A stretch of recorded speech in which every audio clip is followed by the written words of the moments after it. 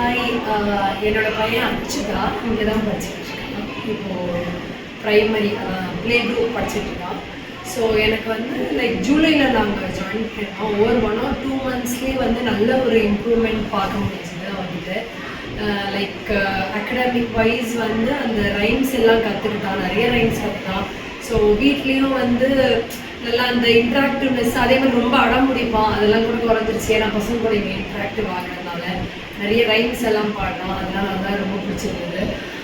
அதுக்கப்புறம் வந்து இங்கே எவ்ரி அந்த மந்த்லி செலிப்ரேஷன்ஸு, அதுக்கப்புறம் வந்து இந்த ஃபெஸ்டிவல் டைம்ஸில் இருக்கிற செலிப்ரேஷன்ஸ் இதெல்லாம் ரொம்ப நல்லா பண்ணுறாங்க. ஸோ இது வந்து என்னென்னா ஒரு என்கரேஜ்மெண்ட்டாக இருக்குது. ஸோ ஹையர் கிளாஸஸ் போகும்போது பார்த்திங்கன்னா இதெல்லாம் ஸ்கூலில் வந்து ரொம்ப மிஸ்ஸிங்காக இருக்கும். ஒன்லி அகடமிக்ஸில் மட்டும்தான் கான்சென்ட்ரேட் பண்ணுறாங்க.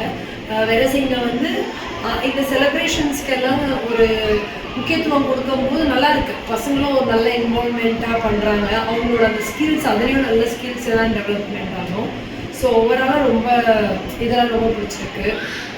அண்ட் எவ்ரி மந்த் அவங்க போடுறாங்க இல்லையா, இந்த லேர்னிங்ஸ் நாங்கள் குரூப்பில் பண்ணுறோம் அப்படின்ட்டு. ஸோ அது வந்து நம்மளுக்கும் தெரியுது. ஸோ ஓகே, இவ்வளோ இன்ஃபர்மேஷன்ஸ் வந்து பசங்களுக்கு வந்து சொல்லி கொடுத்துருக்காங்க அப்படின்ட்டு. அண்ட் எனக்கே ஷாக்கிங்காக இருந்தது என்னென்னா, என்னோட பையன் வந்து மந்த்ஸு எப்படி தான் இந்த மந்த்ஸ் அண்ட் டேஸ் எல்லாம் சொல்லியிருந்தான். ஏன்னா அவனோட ஏஜ்க்கு வந்து it is too early. So இவ்வளோ இது கற்றுட்டு வந்து நல்லா அவன் வந்து பண்ணுறது ரொம்ப நல்ல ஒரு இம்ப்ரூவ்மெண்ட்டாக இருந்தது.